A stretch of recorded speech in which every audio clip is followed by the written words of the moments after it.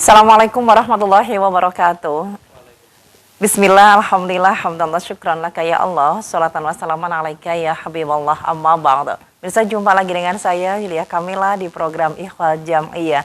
Sebuah program memberikan informasi terkini seputar Jam'iyah Nahdlatul Ulama. Dan kali ini tamu istimewa akan menemani kita kurang lebih selama 60 menit ke depan. Yang pertama ada Dr. Tri Chandra Aprianto, merupakan Koordinator Nasional Program Perhutanan Sosial PBNU. Segera kita sapa. Assalamualaikum Mas Chandra. Waalaikumsalam warahmatullahi wabarakatuh. Kabari Mas? Alhamdulillah. Sehat ya Mas? Alhamdulillah sehat. Baik. Dan di sebelah kiri Mas Chandra ada Pak Deden Suhedi, Shut MM, Kabid Perhutanan Sosial di Shut Provinsi Jawa Timur. Assalamualaikum Pak Deden. Waalaikumsalam warahmatullahi wabarakatuh. Kabar baik? Alhamdulillah saya. Alhamdulillah saya. Kelihatan keluar Jawa Timur ya. Iya. Logatnya udah kelihatan. Dan menurut saya kita kedatangan tamu yang sangat-sangat spesial dengan tema perhutanan dan kesejahteraan. Ini ada dua variabel yang sangat banyak kita bahas, tentunya kembali ke Mas Chandra dulu.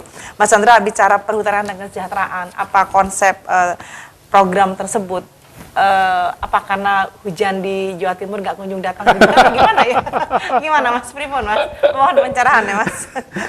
Terima kasih. Jadi begini ya, yang menjadi sebelum menjawab pertanyaan, saya ingin mengajak kita bertanya pada diri kita, ini NU kok tiba-tiba ngomong hutan? Nah iya, makanya. Biasanya NU itu kan ngomong kitab kuning, iya, gitu betul. ya, ngomong santri, pesantren, dan segala macam. Ini tiba-tiba ngomong hutan. Ya. Nah sebenarnya kan begini, selain ini juga merupakan program negara, Ketua Umum itu kan sering menjelaskan masyarakat Nahdliyin itu mayoritas itu berada di pedesaan. Betul. Dan ternyata ketika bicara mayoritas pedesaan itu ternyata banyak sekali yang hidup di sekitar hutan. Nah ini yang kemudian juga menjadi visi dari Ketua Umum PBNU yang sekarang, yang ingin salah satu visinya kan kemandirian warga NU. Okay. Nah, sekarang bagaimana kita bisa menurunkan gagasan kemandirian warga NU? Ternyata masyarakat yang di sekitar hutan itu mayoritas berada pada garis miskin, ya, miskin, tidak terdidik dan segala macam. Nah ini yang betul-betul menjadi concern dari Ketua Umum PBNU kita. Nah pada saat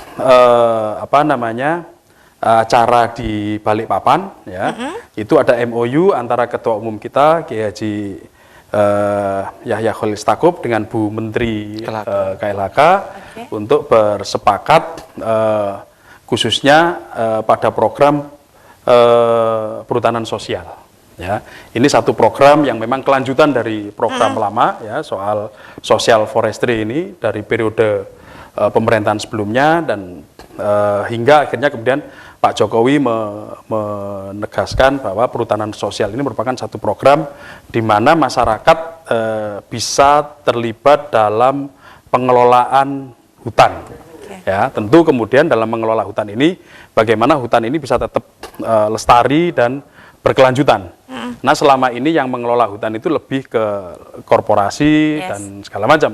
Nah masyarakat hanya menjadi penonton, bagaimana dia tidak bisa ikut menikmati kesejahteraan yang ada di sekitarnya itu. Nah makanya ini juga merupakan satu komitmen dari Ketua Umum yang menyatakan bahwa tidak hanya soal peningkatan kesejahteraan, tapi juga ya dalam bahasa aktivis kawan-kawan perhutanan itu bagaimana menjaga hutan, ya, melestarikan hutan, dan bagaimana hutan itu bisa tetap berkelanjutan. Ini karena jadi dua hal itu, komitmen untuk peningkatan kualitas sumber manusia, ya, baik itu ekonomi, sosial dan segala macam, tapi juga menjaga keberlangsungan hutan. Nah ini komitmen dari PBNU. Nah berikutnya dari adanya MOU tersebut, maka kemudian kami, ya, PBNU kemudian membuat satu tim, ya, satu tim percepatan perhutanan sosial di bawah tanggung jawab salah satu ketua PBNU, yaitu Ibu Alisa Wahid, yang kemudian saya ditunjuk menjadi koordinator nasional. Nah, tugasnya apa kemudian? Nah, kemudian kami mengkoordinasikan berbagai wilayah, berbagai cabang, ya khususnya yang berada atau yang memiliki kawasan hutan. Setidaknya ada beberapa, katakanlah di Jawa Timur lah ya. Di Jawa Timur ini ada 19 kabupaten ya, yang memiliki kawasan atau yang berada di kawasan hutan. Ya. Nah makanya kemudian kami concern di 19 kabupaten yang terdapat wilayah hutan itu, dan ternyata dengan sangat mudah kami menemukan cabang-cabang atau yang kemudian di bawahnya itu aktivis-aktivis lingkungan, aktivis-aktivis lembaga kebencanaan, terus kemudian juga aktivis-aktivis kehutanan, yang itu mayoritas anak-anak muda NU. Dan ternyata juga banyak yang tergabung dalam LPBI, tergabung dalam LPP, Lembaga Pengembangan Pertanian. Nah, kami dengan sangat mudah kemudian mengorganisir mereka dan untuk terlibat aktif di dalam persoalan perhutanan sosial ini, ya. Dan mereka sebenarnya juga sudah lama terlibat dari isu ini, sudah sangat lama lah ya, isu social forestry ini, gitu ya. Dan tentu kami juga tidak bisa meninggalkan keberadaan Dinas Kehutanan di Jawa Timur. Maka kami kemudian sering berkomunikasi dengan Dinas Kehutanan Jawa Timur untuk ya katakanlah sharing, kemudian meminta pendapat, meminta arahan dan segala macam.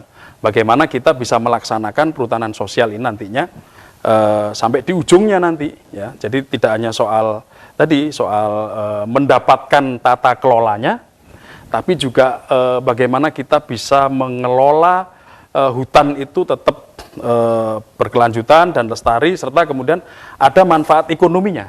Nah, ini saya kira merupakan satu proses kerja besar, ya, karena tata kelola ini membutuhkan juga peningkatan kualitas sumber daya manusia. Betul. Ya, karena selama ini diketahui bahwa ya urusan NU kan pesantren. Nah, bagaimana nih sekarang santri terlibat dalam pengelolaan hutan? Betul. Ya, santri sih punya pengetahuan bahwa hutan itu adalah bagaimana tidak hanya hubungan manusia dengan Allah, manusia dengan manusia, tapi juga manusia dengan alam. Dengan alam. Ya. Nah, ini ada basis argumentasinya sebenarnya bagi kalangan santri, gitu ya. Oke. Nah, ini yang kemudian juga, cuman kan prakteknya seperti apa? Gitu ya. Nah, jadi ada banyak PR yang punya alatnya di sini. Iya, makanya itu. Bagaimana kita bisa mengelola ini? Jadi ini merupakan satu kerja besar. Tidak hanya kami di santri, tapi juga negara. Makanya kami sering berkomunikasi dengan Dinas Kehutanan.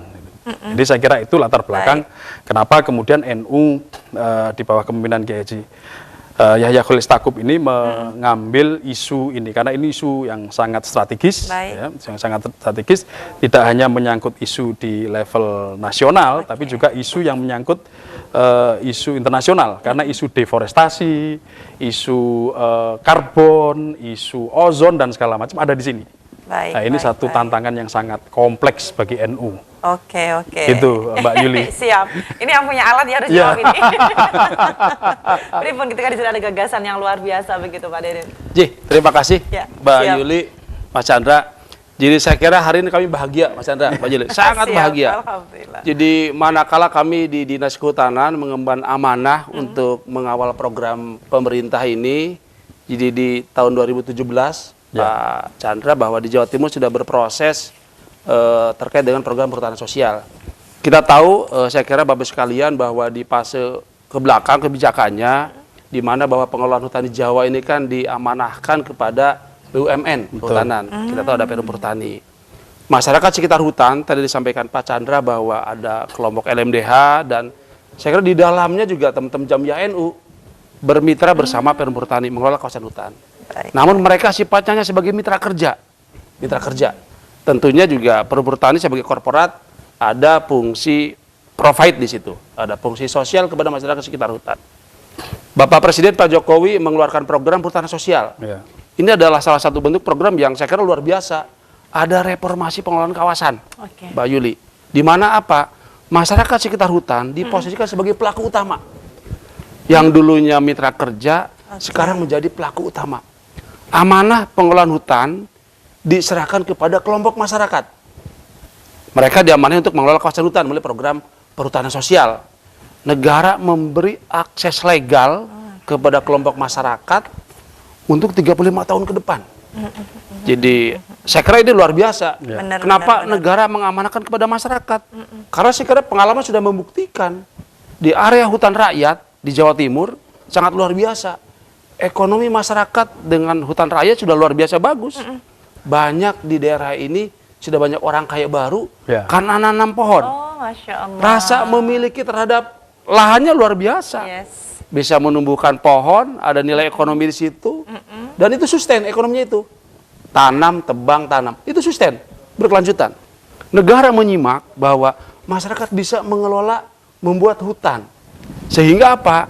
Program perhutanan sosial itu diantaranya, Oke. masyarakat dijadikan pelaku utama di dalam area kawasan hutan ini, diberi amanah dengan persetujuan akses legal dari Kementerian LHK 35 tahun ke depan. Masyarakat membentuk kelompok mengelola kawasan hutan. Perlu kami sampaikan, Pak Chandra, bahwa di fase sampai dengan tahun 2022, Jawa Timur itu untuk capaian perhutanan sosial tertinggi di Pulau Jawa. Alhamdulillah. Provinsi Jawa Timur capaian perhutanan sosial sampai dengan tahun 2022 tertinggi di Jawa. Baik. Sehingga Ibu Gubernur memperoleh penghargaan dari Menteri LHK. Diserahkan oleh Pak Dirjen.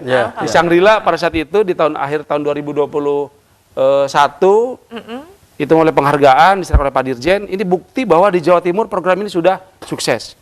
Masyarakat penerima manfaatnya luar biasa besar.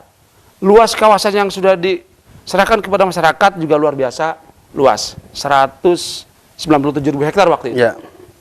Berikutnya saat ini masuk ke tahun 2023. Kemudian LHK menetapkan ada yang namanya KHDPK. Nah, ini luar biasa kembali. Kenapa? Jawa Timur memperoleh porsi KHDPK terluas sepulau Jawa. 405.000 hektar dari luas KHDPK itu diperuntukkan untuk perhutanan sosial. Ini berkah sekali bagi masyarakat Jawa Timur. Baik, baik. Tataran umumnya demikian. Ini bisa dilanjutkan nanti segmen di luar. Oh, oke. Baik, baik. Tentang perhutanan dan kesejahteraan tentunya tema kita pada sore hari ini. Kembali ke Pak Deden Suhedi. Tadi kalau tidak salah kurang lebih 45% yang disampaikan tentang apa tadi lahan. Seperti apa itu, Pak Deden? Jadi di kawasan hutan dengan pengelolaan khusus ini, KLHK menetapkan bahwa salah satunya adalah untuk fungsi perhutanan sosial. Baik. Untuk kepentingan perhutanan sosial. Dan Jawa Timur saya kira Pak Chandra ini memperoleh berkah.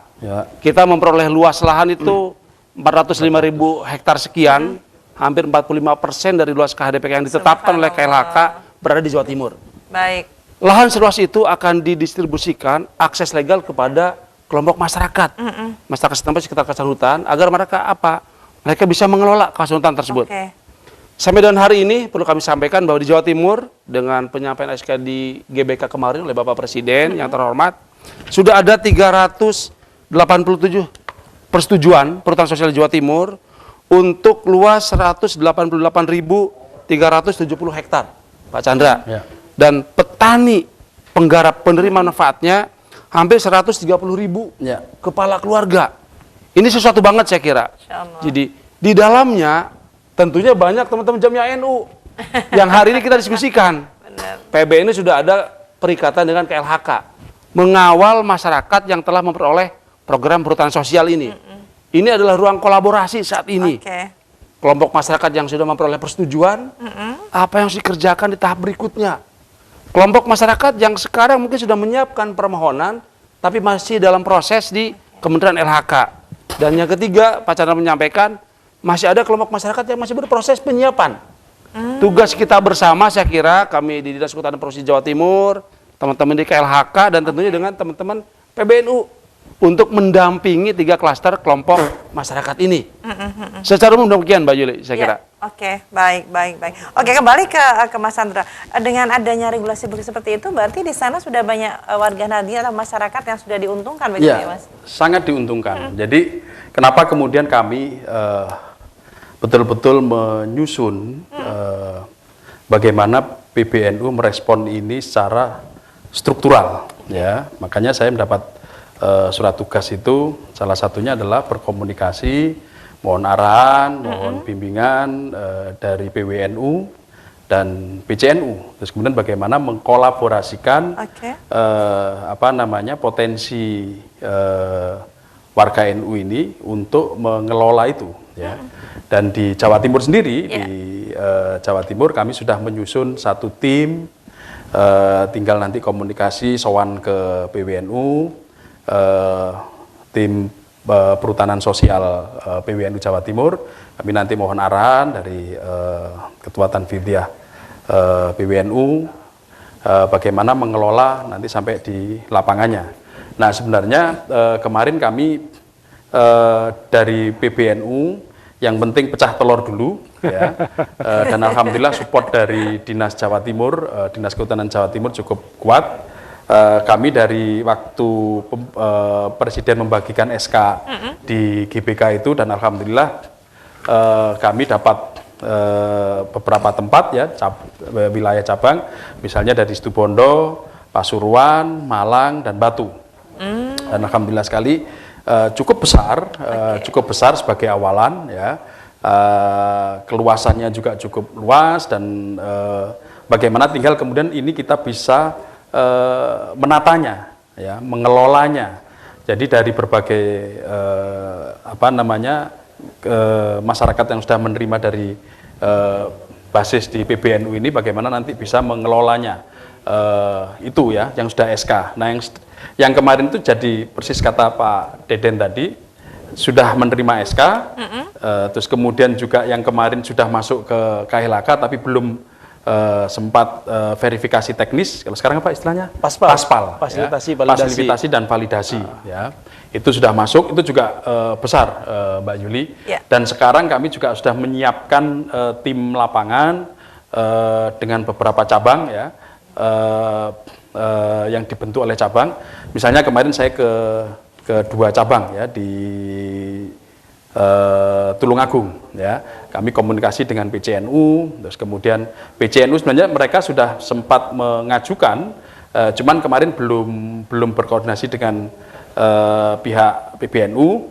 Nah, maka sekarang mulai lagi istilahnya dicoba dikoordinasikan lebih rapi ya. Jadi PCNU kemudian berkoordinasi dengan pihak pemerintahan kabupaten, kemudian petanya KHDPK seperti apa. Ini sekarang kan adanya di cabang dinas kehutanan. Cabang dinas kehutanan ya. Nah itu sekarang mereka sedang berkoordinasi, dan tempat-tempat yang selama ini sudah digarap oleh warga NU, tinggal bagaimana ini nanti diajukan ya. Jadi prosesnya diorganisir dengan baik, sesuai dengan aturan ya, dengan aturan yang dikeluarkan oleh pihak KLHK. Nah itu kita taat itu, dan nanti juga setelah selesai nanti kita akan ajukan ke PBNU. Nah di PBNU nanti akan masuk ke KLHK karena sesuai dengan MOU itu. Nah jadi cukup berat juga bagi tim ini ya. Tadi memang kata Pak Deden tadi, ini kerja besar karena Jawa Timur dapat seluas itu ya, seluas itu, dan itu betul-betul harus menjadi perhatian pengurus NU gitu ya. Kenapa itu harus menjadi perhatian dari pengurus NU?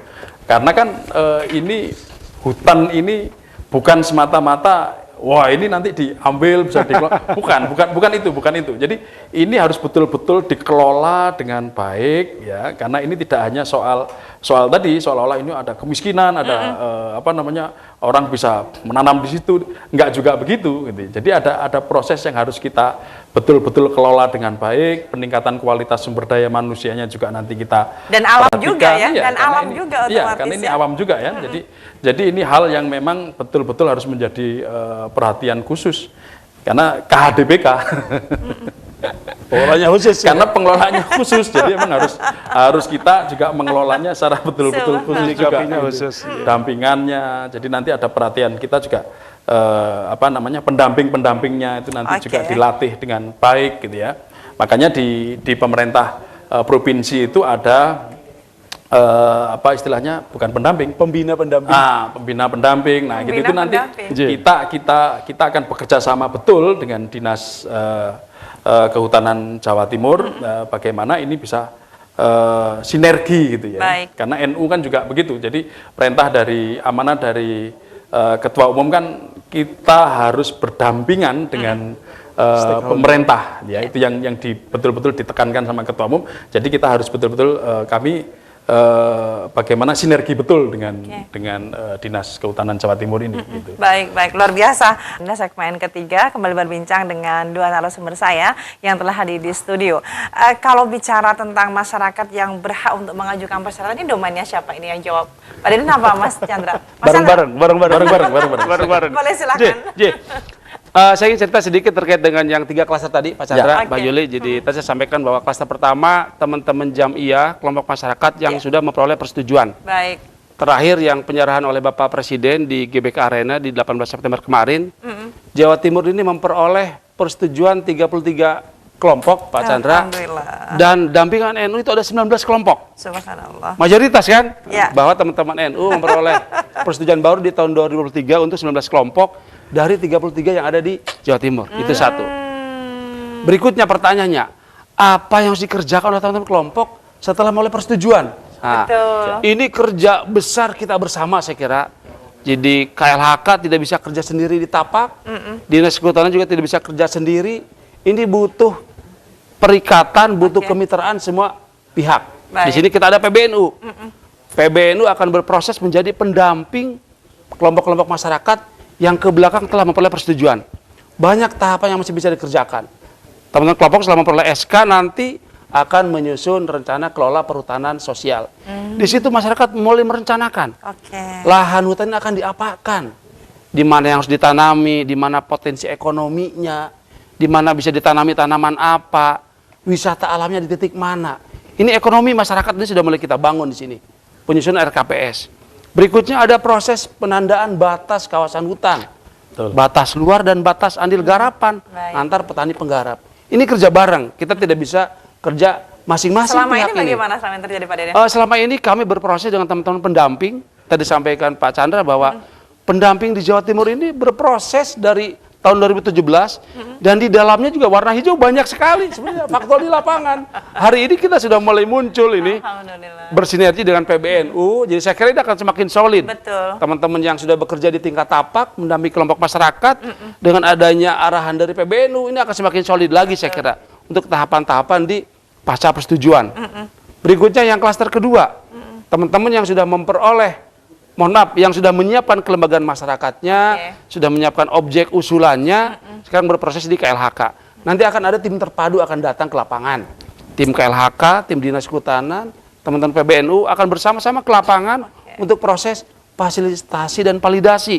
Di mana di proses lapangan itu akan kita tetapkan objeknya di mana sih yang dimohonkan. Apakah sudah masuk peta KHDPK sebagaimana yang dibawa oleh teman-teman KLHK. Di situ nanti akan berproses validasi lapangan dan itu akan menjadi bahan proses persetujuan SK baru di teman KLHK. Itu untuk yang fase kedua. Fase ketiga tadi yang masih proses penyiapan, saya kira teman-teman di lapangan nanti Pak Chandra kami dorong untuk berkolaborasi dengan teman-teman cabang Dinas Kehutanan. Kami akan menyiapkan bersama-sama pendamping dari PBNU objek mana yang siap untuk diusulkan. Subjeknya, petani hutannya, kelembagaannya nanti kita dampingi untuk proses pembentukan kelompok masyarakatnya. Apakah misalnya akan menjadi KTH, manakala yang skema yang diharapkan adalah hutan kemasyarakatan, ataukah mungkin lembaga masyarakat desa atau LPHD, manakala hutan desa skema yang diminta oleh masyarakat. Ke depan kita akan semakin menguatkan kolaborasi ini antara teman-teman Dinas Kehutanan, teman-teman KLHK dan teman-teman pendamping dari PBNU. Saya kira demikian. Baik, Mbak. Kayaknya kok udah ada terbangun chemistry luar biasa ini. Baik, tambahan dari Mas Chandra silakan. Iya, jadi selain itu NU ini juga dapat katakanlah berkah ya dari program ini. Karena program ini tidak hanya menyasar untuk soal tadi soal yang sifatnya ekonomi atau apa, tapi juga ada kawasan khusus untuk dunia pendidikan. Ya, kami juga sedang berproses dengan KLHK, misalnya kampus, ya, kita punya wilayah hutan yang itu nanti untuk lab, untuk pendidikan, ya, kampus kita udah juga beberapa UNU kita siapkan untuk nanti bisa mengakses, tentu dalam pengelolaan khusus untuk dunia akademik. Begitu juga pesantren, ya, kita juga diberi ruang bagaimana pesantren juga bisa masuk ke situ, ya, karena bisa untuk mengelola bagaimana, karena ini juga soal soal-soal di mana fungsi NU harus juga ya kita pesantren mendidik umat yang di sekitar hutan apa segala macam. Nah itu ada ruang kita terlibat dalam proses di situ. Nah ini satu hal yang menggembirakan dan juga betul-betul harus jadi fokus yang serius bagi kita di NU ya. Jadi selain yang beliau ceritakan tadi banyak hal yang masih bisa kita kembangkan di situ ya. Jadi tidak hanya soal-soal sektor bagaimana nanti pengembangan RKPS-nya soal ekonomi, kemudian KUTS-nya soal kelembagaannya, terus kemudian bisnis plan-nya dan segala macam, terus kemudian kita juga rencana bikin klaster-klaster Pak Deden ya. Nanti klaster-klaster di mana ya sini wilayah kopi, sini wilayah apokat, bagaimana potensinya? Potensi kehutanannya seperti apa? Ya, jadi biar tidak semua kopi saling nanti makan, betul. Nanti nggak laku jadinya karena semua seragam di situ. Nah ini juga betul-betul harus jadi kita perhatian ya, karena ini juga menyangkut tata kelola. Nah kita di tim ini, tim perhutanan sosial memang harus betul-betul serius memilah-milahnya. Ya, nanti bisa soal ternak gitu ya, ini bagaimana pengelola di mana lokasinya dan segala macam. Ya, jadi dan itu sudah mulai kita pikirkan dari awal Pak Deden. Jadi soal kelembagaan yang dari awal yang nanti akan pengajuan itu sudah kita coba untuk membangun fakta integritas antara KTH atau nanti yang dia berada di tingkat tapak itu dengan kami di NU ya. Di tim NU, nah itu nanti seperti apa fakta integritasnya, karena sudah menyangkut tadi rencana kerjanya, terus kemudian wilayahnya jadi klaster apa, segala macam. Jadi sudah mulai kita tata dari bawah. Sudah mulai di mapping. Ya, udah ada mapping seperti itu. Nah, jadi Mbak Yuli ini juga sangat penting keberadaan Dinas Kehutanan ini. Terlibat dari awal ini gitu. Jadi kita betul-betul tidak hanya minta arahan tapi juga bagaimana nanti bisa kita kerjasamakan, kita bermitra dengan baik, kita menyiapkan warganya, kita menyiapkan lahannya untuk masyarakat bisa menggarap. Nah beliau nanti tugasnya yang mengisi itu semua gitu. Baik, jadi baik, itu baik. Keren. Ini sinergitas yang luar biasa ya. Baik. Dan menurut saya kita akan jeda sejenak, nanti di akhir segmen kita akan bahas kembali tentang tema kita perhutanan, tentang kehutanan dan kesejahteraan tentunya. Mari berbincang dengan kedua narasumber saya. Saya geser dulu ke Pak Deden. Ini kalau masyarakat mau bisa mengakses, bergabung begitu ya, kan banyak juga yang minat begitu. Caranya bagaimana? Terima kasih Siap. Mbak Yuli. Jadi pertama program ini adalah program terbuka untuk masyarakat setempat. Oke. Masyarakat setempat. Jadi kalau kita yang ada di kota Surabaya, di Sidoarjo tidak punya hak atas program ini, Pak Chandra ya? Oke. Jadi program ini diperuntukkan oleh dari negara untuk masyarakat setempat. Tujuannya tadi disampaikan di awal, agar masyarakat sekitar hutan taraf hidupnya bisa lebih sejahtera. Baik. Hutan bisa terjaga kelestariannya. Jadi masyarakat setempat kata kuncinya. Yang pertama.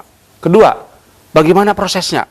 Nah, saya kira yang paling instan teman-teman kelompok masyarakat di mana di sana ada pendamping dari kelembagaan masyarakat, diantaranya mungkin dari PBNU, kami dorong untuk merapat ke cabang dinas kehutanan setempat. Kami di Jawa Timur, Pak Chandra, punya 10 cabang dinas kehutanan. Baik. Dan hari ini kami on call siap melayani masyarakat untuk mengakses program ini. Tadi di awal saya sampaikan bahwa di Jawa Timur ada 502.000 sekian penetapan dari Kementerian LHK untuk KHDPK, kawasan hutan dengan pengelolaan khusus. Itu tersebar di 30 kabupaten kota, Pak Chandra. Masing-masing luasnya beragam. Jadi masyarakat di 30 kabupaten kota di Jawa Timur, masyarakat setempat dapat mengakses program ini. Baik. Jadi masyarakat setempat, petani setempat yang berada di sekitar kawasan hutan, kami dorong bersama teman-teman pendamping untuk bisa merapat ke cabang dinas kehutanan setempat untuk bisa menyiapkan. Pertama, teman-teman harus bisa mengetahui objeknya yang bisa diakses program PS ini ada di mana lahan kawasan hutannya. Teman-teman dinas kehutanan memiliki peta tersebut. Itu pertama. Kedua, nanti kami akan mendampingi proses fasilitasi pembentukan kelembagaan masyarakatnya. Di lapangan kita tahu bersama, saya kira sudah ada kelembagaan masyarakat di sekitar hutan. Itu nanti akan kita rapikan. Di desa A misalnya, ada kelompok LMDH, kelompok KTH. Nanti kita siapkan objek lahannya yang bisa memenuhi kriteria KDPK, perhutanan sosial ada di mana. Kita pasangkan antara kelembagaan masyarakat setempatnya dengan objek lahan yang bisa diusulkan. Begitu objeknya sudah siap, sebagaimana normatifnya, kelembagaan masyarakatnya sudah terbangun, di situ proses penyiapan. Nanti akan bersama-sama dengan pendamping PBNU, kita akan berproses ke KLHK untuk tahapan berikutnya, fasilitasi dan validasi. Di proses paspal ini, tim terpadu akan turun nanti dari KLHK, dari Dinas Kehutanan, dan dari tenaga teman-teman pendamping dari PBNU. Proses lapangan akan bekerja di sana, proses teknis, sampai dengan penyiapan berita acara paspal di lapangan. Tentunya nanti berikutnya akan ada berproses penyiapan SK dari Kementerian LHK. Secara umum demikian. Jadi kami Dinas Kehutanan atas arahan pimpinan Bapak Kepala Dinas on call 24 jam untuk melayani masyarakat NU ini Pak Chandra ini. Terima kasih. Baik. Ini sifatnya pribadi atau kelompok masyarakat begitu? Program ini untuk masyarakat setempat yang terbentuk dalam bentuk kelembagaan masyarakat. Jadi idealnya kelembagaan masyarakat. Agar apa? Agar bisa sinergi, saling mendukung, saling menguatkan. Karena kalau bersama pasti akan lebih bisa, saya kira. Betul, baik. Bagaimana itu tersambung dengan teman-teman di PBNU? Ya, sudah sangat tersambung dan kita juga bekerja sesuai dengan aturan itu, ya. Di lapangan juga begitu, sampai pengajuan lewat kami, ya, karena kami sudah terikat lewat MOU antara PBNU dan KLHK, ya kami taat itu yang pertama, ya. Tapi yang lebih penting juga kan selain itu kami juga harus mulai memikirkan ya bagaimana program ini jalan ke depannya. Betul. Nah, saya kira ini yang sedang kami rancang gitu ya. Makanya kami berharap betul dari Dinas Kehutanan Jawa Timur untuk bersama-sama kami melanjutkan ini ya. Jadi terus terang kami di PBNU sendiri Pak Deden sekaligus ini juga laporan ke Kepala Dinas Kehutanan, kami juga sudah merancang dengan Dirjen PSKL ya, yang menaungi ini Pak Bambang dan Sesdirjennya Pak Mahfud ya. Ini beliau ini Pak Mahfud ini juga ternyata beliau adalah seorang santri, beliau duriah dari Lasem. Jadi cukup adem lah kami bekerja ini. Kemudian kami juga sudah berkomitmen dengan BPDLH, satu BLU Kemenq yang memang tugasnya untuk soal-soal pembiayaan untuk soal lingkungan dan termasuk perhutanan sosial ini. Baik. Nah, nanti kami minta bantuan juga ke Dinas Kehutanan bagaimana kita bisa melanjutkan program-program ini karena masyarakat masih sangat butuh untuk dibimbing, masyarakat sangat butuh untuk dibantu, dididik, peningkatan kualitas sumber daya manusianya dalam mengelola hutan ini. Jadi ini satu hal termasuk Pak Deden. Ini juga perlu disiarkan. Oh iya, betul.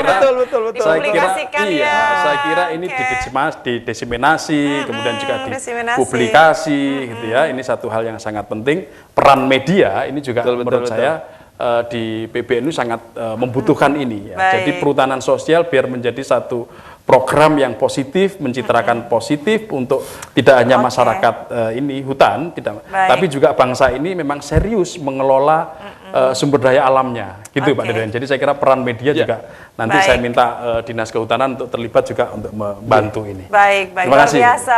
Harapan satu kata aja, silakan. Jadi kami sangat yakin saya kira bahwa ke depan masyarakat di Jawa Timur bisa lebih sejahtera, masyarakat sekitar hutan ya, dan mampu mengelola hutan lebih lestari lagi. Kami sangat yakin itu saya kira dengan program ini. Baik. Subhanallah, terima kasih hadirnya di studio semuanya keren, mantap. Baik, dan pemirsa sudah bersamaan kita di program Ikhfal Jam ya. Mudah-mudahan diskusi kita bermanfaat untuk kita semua. Terima kasih sekali lagi dan wallahul muwaffiq ila aqwamit thoriq. Wassalamualaikum warahmatullahi wabarakatuh. Waalaikumsalam.